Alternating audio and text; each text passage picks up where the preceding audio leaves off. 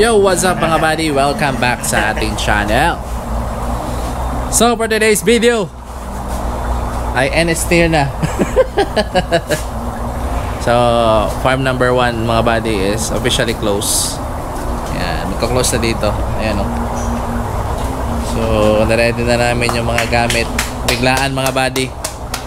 At hindi namin natansya na agad-agad magko-close yung dito na area, hindi lang dito sa farm. Yung tindahan namin magko-close na yung dito na side, kasi downtown area kasi to, nasa heart tayo ng downtown. Tapos gagamitin na yung lugar. Papakita ko sa inyo sa likod. Yan, pakita ko sa inyo sa likod. Kasi dito na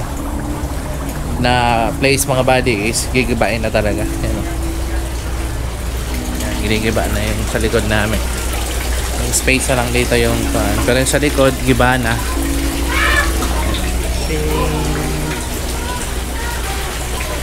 Sigura na. So yung kasunod mga buddy is dito na. So isa-isa na namin kinukuha yung mga gamit. Pero itong cement pan, ito matitira na talaga to dito mga buddy. Yan, iiwan na yan siya mga buddy. Huwag natin magagawa dyan. Yung natin pwedeng tanggalin to at ilipat. Pero yung mga filter media, pwede pa natin yan salbahin. Itong mga kahoy dito mga buddy, yung mga tawag nito, yung mga bubong, pwede pa natin yan magamit dun sa farm number 2. Balik tayo dun sa dating area natin mga buddy, sa bahay. Tsaka medyo malaki yung trabaho kasi hindi biro yung paglipat nito mga buddy. Napakarami kasi yung mga planggana, yung mga isda, lahat ng setup dilipat natin doon. Tapos for sure may casualty dito mga isda mga buddy kasi biglaan yung lipat. Pero yung ginagawa namin ngayon is by batch yung lipat. Meron na kami nakuha ng mga planggana at saka black box. Yung mga planggana dyan sa labas nakuha na namin. Yung mga ibang black box nakuha na dito. Nung isang araw pa kami nag start na maglipat. Yung mga kaya lang muna namin ilipat, yun yung inuna namin. Tapos the rest is paunti-unti na lang kasi may mga isda pa na hindi natin pwede ilipat agad. So pa-age mo na yung tubig sa farm number 2, saka natin ilipat yung mga possible na mga breeders. Yung mga breeders muna mga buddy, kasi yun yung importante. Marami pa naman tayong dumating na isda. Yung dalawang import na galing Vietnam, nalipat ko na dun sa farm number 2. Sinafety ko na. Dito yan nakalagay nung una. Ito. Yan sa mga tubs. Ito, ayan. Dahil nakalagay siya doon sa kabila. Pero yung isang lalaki kasi tumalon, yung isang lalaking HBRR tumalon. Hindi ko alam kung namatay, pero hindi ko na makita doon sa tub. So, yun. Ayun, diba no? Wasak. Yan, dito na kasunod mga buddy. So, ito, marami pa tayong isda na natira. May mga groomable pa, may mga material grade. Tapos kailangan talaga namin ng fundings mga buddy. So gagawin natin, magpaparapol tayo ng isda. Wala tayong choice, kailangan natin ng fundings. Magpaparapol tayo ng isda. Ano available buddy? Isda? HB Pastel. Meron tayong HB Pastel. Meron tayong Singa Blue Tail, tapos Speed Dirt na groomable tsaka material grade. Pero yung groomable titignan pa natin kung marami, pero yung material grade marami mga buddy. Tapos meron tayong albino koi na ribbon. Pakita ko sa inyo, ayun yung mga pastel mga buddy. Dito meron tayo dito mga naka-groom. Ayan, pwede natin iparapol lahat para less na rin sa hassle mga buddy paglipat ng isda. Kasi yung mga grooming tank, ililipat natin yan isa-isa para hindi na kami mahirapan sa pagbalot ng mga isda. Paparapol na lang natin. So tignan natin kung 100 numbers or 200. Pero mas maganda siguro kung 200 para mas malaki-laki yung maipon namin na fundings panglipat namin doon. Kasi balak namin magpatayo doon ng cement pan, which is yun yung priority namin, na makabuo kami ng cement pan doon sa bahay. Kasi mahirapan kami mag-grow out pag walang cement pan mga buddy. Although meron naman kami mga black box, pero kukulangin talaga yan mga buddy for sure. Kasi ang laki nang nawala sa amin, yung cement pan hindi na namin madala. So gagawa kami ng bago doon sa bahay. So kailangan namin ng fundings. So para magkagain tayo ng fundings mga buddy, magpaparaffle tayo ng isda. So mga gusto lang sumali. Tsaka ayun, mayroon tayong mga HB pastel. Ayan, mayroon mga Singa Blue. Singa Blue yung YKC. I'm not sure kung pwede natin ito i-release. Hindi pa kasi ito tapos. Although meron na tayong mga adult, pero tignan natin kung masama natin sa raffle. May mga Juby tsaka sub-adult na mga Singa Blue pwede natin i-raffle. P-Dirt, marami tayong mga P-Dirt mga buddy. At yung Koi, pakita ko sa inyo. Koi, albino Koi ribbon. Albino Koi ribbon. Na ribbon jeans. Teka. Sa inyo. Oops. Dito. Ayan. Ayan mga Koi. Dito mga non-ribbon. Dito yung mga ribbon. Ayan o. Daming ribbon dito mga buddy. So para iwas casualty yan, iparapol na lang natin muna.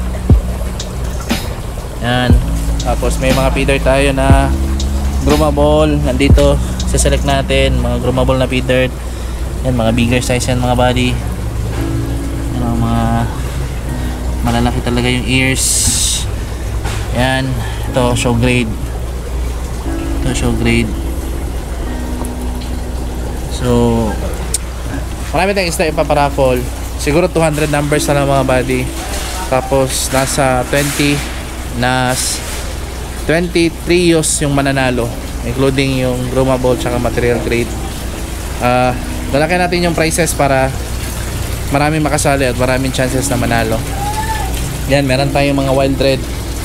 Pero yung wild red kasi kadalasan puro babae. Yung male hindi natin alam kung meron tayong makuha. Tapos ano pa ba?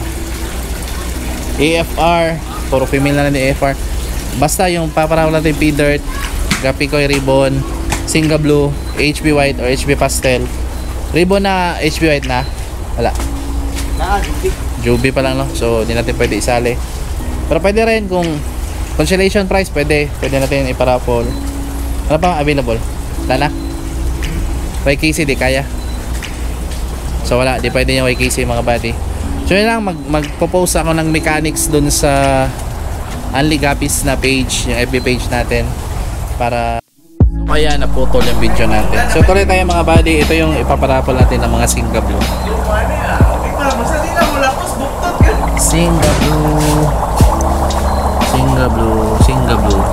Yan, Silverado, Singa Blue, HB white, HB white, HB white, Singa Blue. Ayan, marami tayo Singa Blue dito. Yan, mga material grade tsaka groomable Singa Blue. Tapos yung AFR, marami tayong female. Meron kang male, no? AFR? Sali na natin? Same line. Same line? Same line, AFR Pandora. Na AFR, pero tatlong trio lang, no? Tatlong trio. Meron tayong mga female dito. Ayan, no? Ayan, mga anak sa Pandora line. AFR, wild red, walang wild red. So AFR lang, HB white, P-Dirt, albino Koi ribbon. Gusto mo release o kwan? Hindi ko gusto mag-release ng Hindi stable. wild red kasi gusto ko wala akong kalaban eh. Anong pala yan, akala ko hindi stable. So ayan. Tapos meron tayo ditong AFR na blue ears. Salin lang natin ito. AFR blue ears dito. Yan, mga AFR blue ears. Marami pa tayo mga buddy. Ayan o. Material grade. Ayan, mga breeder size. Sali natin yan sa raffle. P-Dirt. Marami tayong P-Dirt. Ayan o. Ayan. Ayan tayong P-Dirt na material grade. So kung sakaling mamatay sa biyahe yung napanalunan nyo sa raffle, huwag kayong mag-alala mga buddy. I-refund natin yan, papalitan natin ng bago. Na kung sakaling mamatay sa biyahe, yan naman talaga yung rules namin dito. Pag namatay sa biyahe, papalitan natin. Medyo delay lang ng konti, pero papapaship talaga namin sa inyo yung mga isda mga buddy. Tapos, ano pa ba? Siguro, ha? Boy Casey. 50 slot daw si Sarge daw. Ha? 50 slot daw si Sarge. Oh, 50 stars ka, Sarge? Matik 5K na. So ayan, 200 numbers, 20 winners, tapos merong consolation prize sa mga hindi manalo. Para-raffle natin ulit sa mga hindi nanalo. Dalawang trio siguro or tatlo. Tignan natin. Basta sure win, yung 20 na kuan, meron na yung panalo na isda. 20 ka numbers yung mananalo sa raffle, mga buddy. Tapos ano pa ba? So maraming salamat daw mga buddy, from part 1 hanggang part 36 yung Guppy Farm update natin mga buddy. Nakasubaybay kayo, napakalaking tulong sa akin yan mga buddy.